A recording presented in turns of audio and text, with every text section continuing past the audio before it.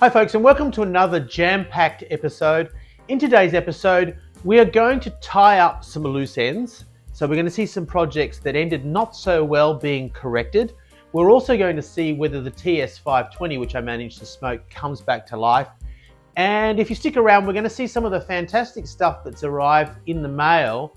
And that is all going to be towards projects that are coming up. So stick around right to the end, and I'm going to tell you about some of the exciting things that are going to be happening on the channel, all on The Art of Engineering. I am VK2AOE. Let's get on with it. Ladies and gentlemen, this is The Art of Engineering, and this is my TS520. Now, for those of you that have not watched this channel, you might be wondering why my TS520 is in hospital. Well, it's been in hospital many times. This is probably the fourth time. I'm hoping that all I've done is I've blown the cathode resistors again, and this time it's happened not because of a reliability problem, but because I was operating heavy equipment while under the influence. Let me elaborate. My TS520 normally lives here next to my beautiful AT230 manual tuner.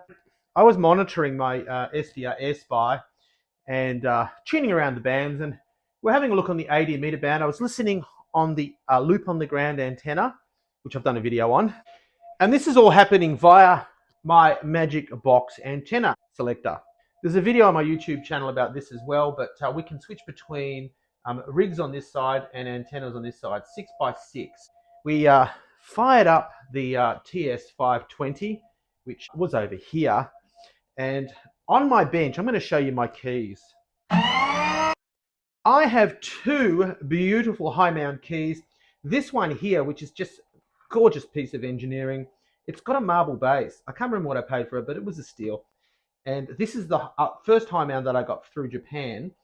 And this one is connected to my Oz QRP. And you can just see it over here in the corner here. Just bring it into camera shot here. Beautiful Oz QRP kit. And that's for 40 meters. And I was operating the TS520 on the 80 meter band, sent out a few CQs on this. I had had a few glasses of wine with dinner. Now, I drank responsibly. I wasn't obliterated, but probably more than I normally have, and was feeling very jolly. And sent out a few CQs, and no one answered on 80 meters. So, like I said, I'm just going to turn the sound off on the Air Spy. Nothing happening on 80 meters. So, scootled up to 7 megahertz, the 40 meter band, and heard a CQ call, and it was a really nice signal, a VK4PN, Savar, and so proceeded to have a fairly long rag chew with Savar, which was awesome, and he was nice enough to slow down to a speed that I could keep up with. So on one of the overs, at the end of one of the overs, instead of reaching for this key, which is the one I should have been reaching for, I replied on this one. So message to self next time, put this key away or push it to the side so that you're not tempted to key down on it. Anyway, started sending, and then suddenly, after a deal of time admittedly, heard a giant pop and realized the error of my ways. Let this be a message to you. Don't drink and CW. And of course, the running joke with my mate, Chris, VK2NAP, is that I send more smoke signals on the TS520 than I do CW signals.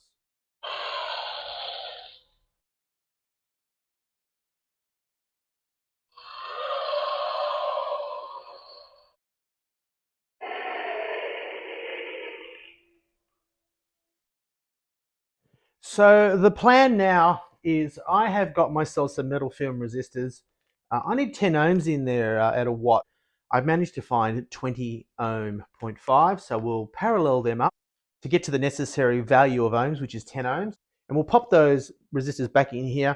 Like in all my videos, if you're taking the covers off any gear that's tubes, in fact, anything that's got 240 volts or any deadly voltages in it, you need to make sure you know what you're doing, because these things will give you a belt even when they're unplugged. So you need to know what you are doing. Necessary safety message out of the way. I have changed these resistors in here about, I think this must be the fourth time. Sometimes it's been a problem with the radio, I think, because this radio does have some issues, but a lot of the time it's been because I haven't had it tuned up correctly, or I've done something really, really dumb, like I just told you about.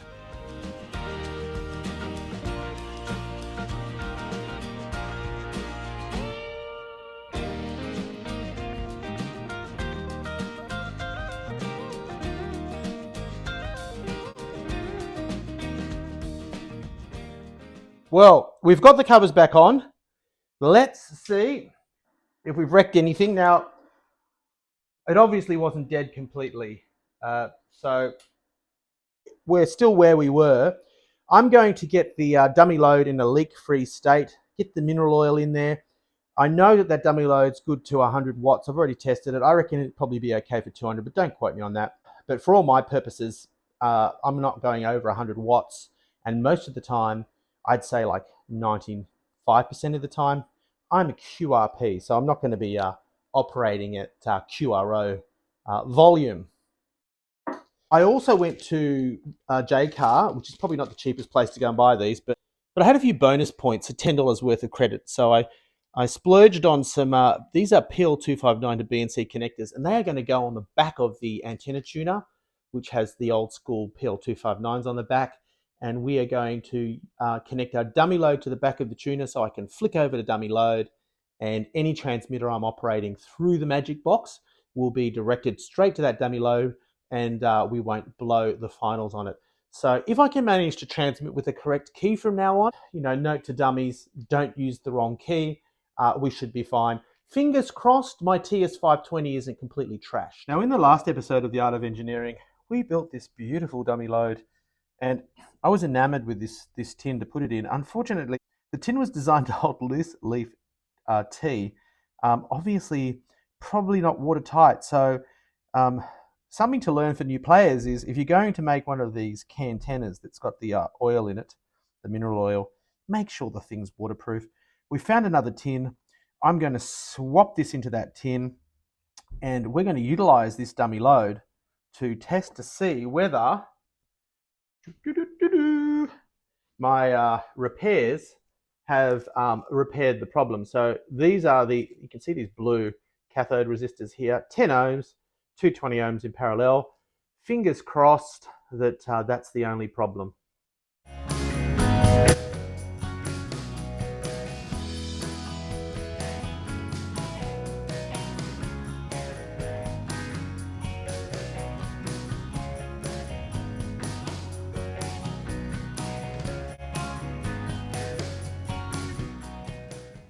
As my usual luck would have it, I've disconnected the wireless mic. I haven't smashed it this time, it's just both of them are flat. So, mislaid plans. You're going to have to put up with sound from my iPhone, which, when you're up close to it, actually isn't that bad, I'm hoping. So, we're going to put this over here because if we spill, we don't want to spill all over the table. Not that it'll be a problem, because this is actually a good sealant for wood. It's actually used to seal the inside of our water tanks as well, apparently, so you wouldn't want to drink it, but it's not too toxic. Okay, so that's that bit taken care of. And then what's in the bucket, which is most of it. And then we pop our dummy load in. That was a piece of solder, but it's okay, it's down the bottom. We need to now top this up so that the resistors are covered. And my shoulder is absolutely killing me because, I only melted that a little bit. My shoulder is absolutely killing me because I went to have some acupuncture done. I'm not supposed to be heavy lifting, I just lifted the TS520, it was like 3,000 kilograms. Paraffin oil. So we're just going to put our glasses on so we can actually see what we're doing. And I think this whole lot's going to have to go in here because, yes, beautiful, covers it perfectly. That was 1 litre. I'm sure you can get it cheaper than that. This cost me at Bunnings about $16, but transformer oil, if you can get it, even better. But this will do the trick, and we just need to get the lid on this now, nice and tight. I'll grab a hammer. There's one. There's one I used earlier.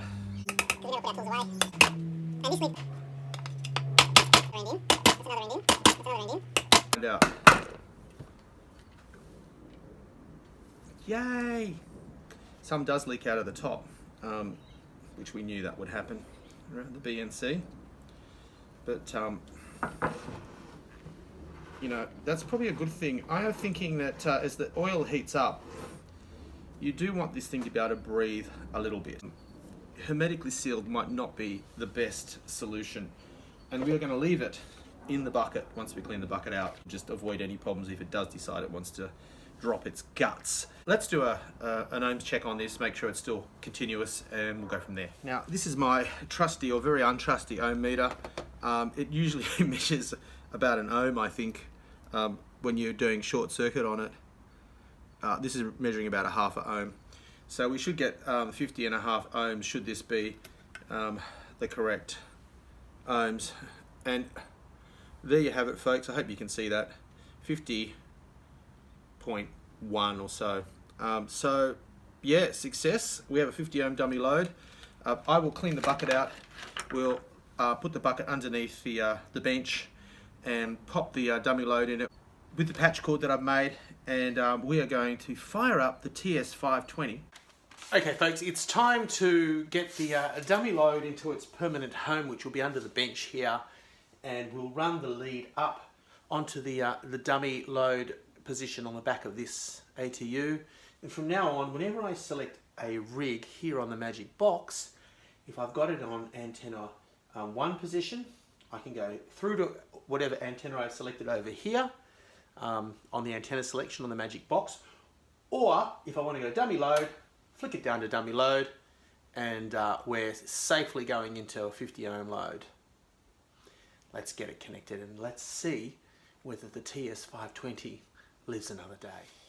Okay, one dummy load, now not leaking, which is wonderful. We're going to stick it in the emergency leakage container, because we try to avert the disasters, but they still happen. And we're going to, well, that's not where we're going to attach it, because we're going under the bench, so I'll be back in a second. What, you want to see what's going on? Hold on.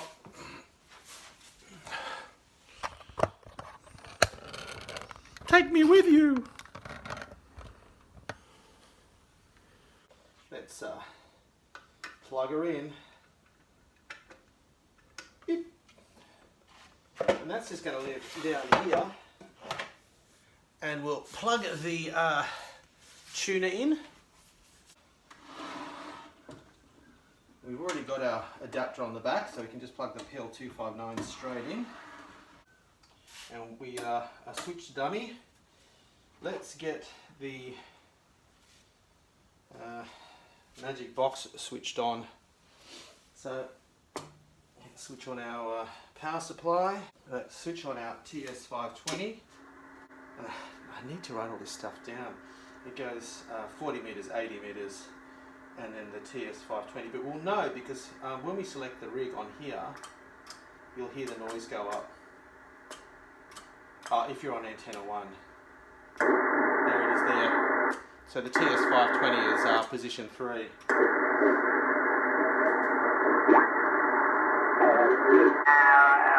5 here this morning and it's supposed to be 3. Yeah, 1 minute, Mel. We had 8.5 here this morning, Brian. Switch on our, let's switch on our cathode heater.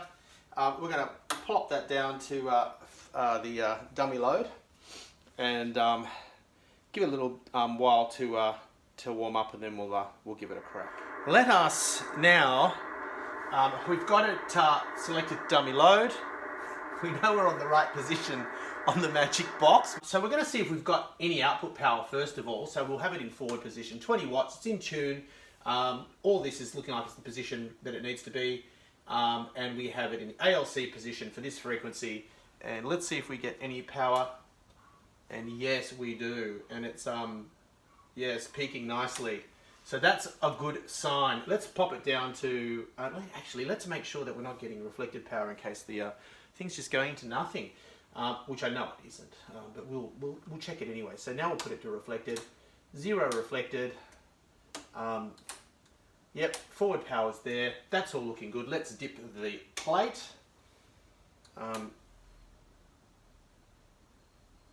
And that's dipping the plate. So that's looking good. Let's put it over into RF. Let's switch it over to CW. Click it to 200. Get our Vox on. Get the key, which I've pushed back now because we don't want to hit the wrong key from now on. And let's just see. Yes, it's transmitting. It's transmitting big time.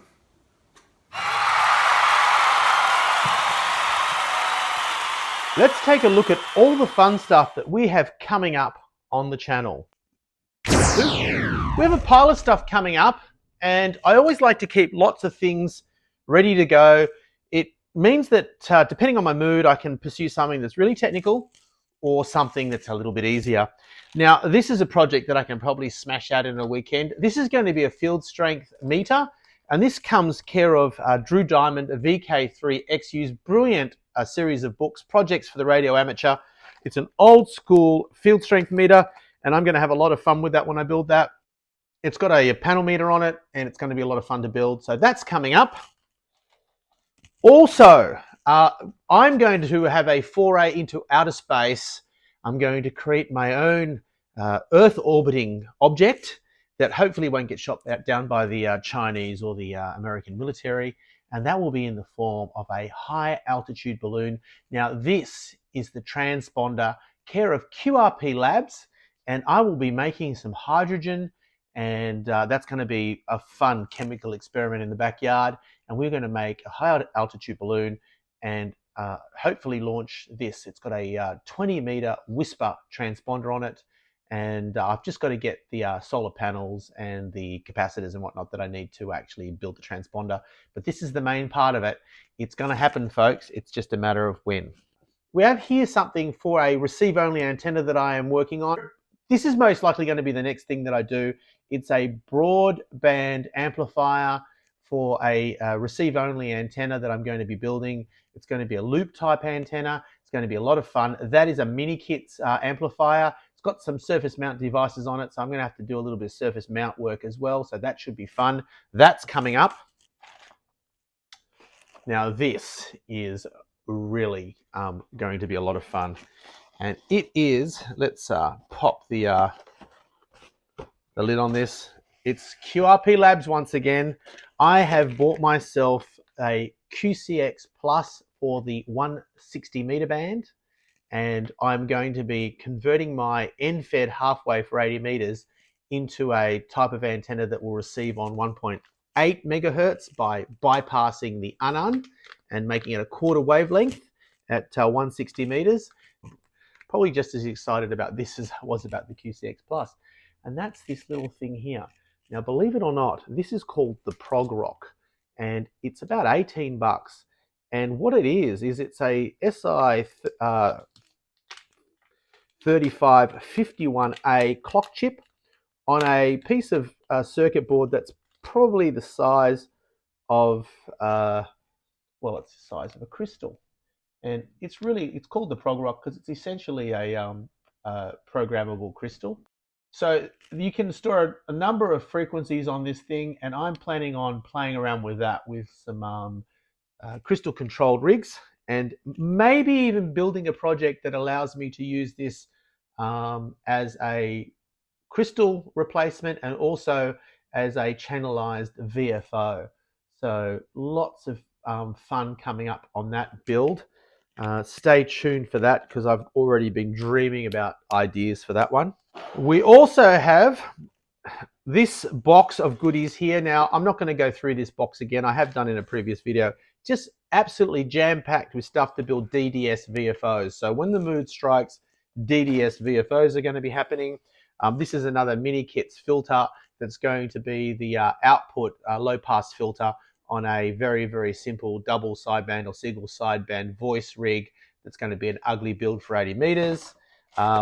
We have another one of those switching units for the antennas that I actually used in the Magic Box, which is in the hand playlist below. And this is going to be how I direct my receive only loop. Okay, so that's a little bit of a hint how it's going to happen, but it's inspired by an antenna that I had a bit of exposure to whilst I was at sea as a radio officer.